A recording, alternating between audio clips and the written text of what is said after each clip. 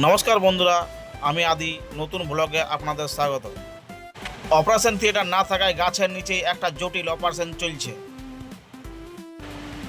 একটু দূর যাই পরে দেখি আমি একটা অসহায় ট্রাক্টর দু জায়গায় দাঁড়ায় আছে। কারণ জিজ্ঞেস করতেই বলে যে তোর কিসের লাগছে। তখন আমি সেখান থেকে কোনো কিছু না বলে বাইরে যাই। চোরদের চুরি করার সুবিধার্থে বাড়ির বাইরে সিঁড়ি করা হয়েছে, কিন্তু ভুরেও যাবেন নাই, কারণ সামনে একটা সিকিউরিটি আছে। আবর্জনা ফেলা গাড়িটা উল্টে থাকায় সচেতন মানুষ সঠিক জায়গাতে ময়লাগাড়া ফেলেছে।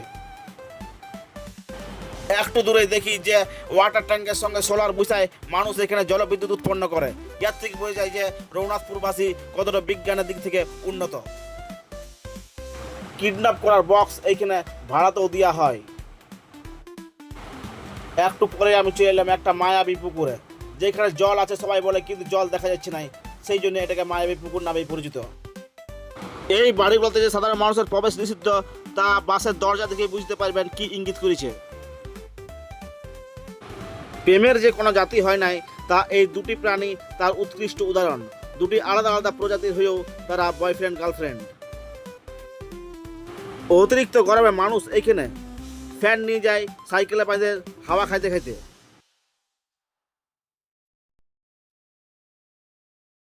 পেছনে বাস দিয়ে যে মানুষের শুধু অপকারই করা যায় সেটা নয়, পেছনে বাস দিয়ে মানুষের সুবিধাও হয়, এইটা তার প্রকৃত উদাহরণ।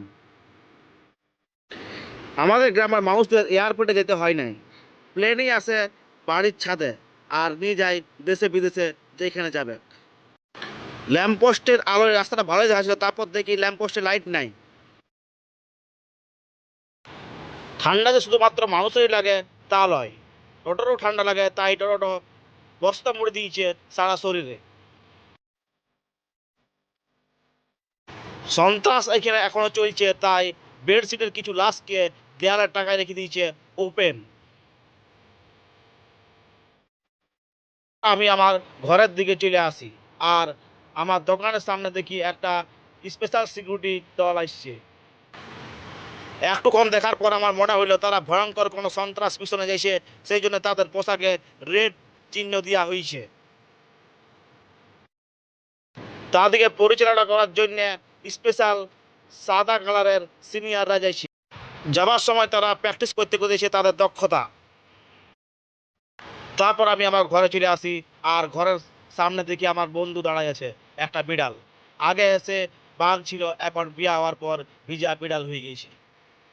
এইখানে আমার ভ্রমণটা শেষ করছি। কেমন লাগলো কমেন্টে জানান। ভালো থাকুন, সুস্থ থাকুন, আর চ্যানেলটা সাবস্ক্রাইব করে দেবেন।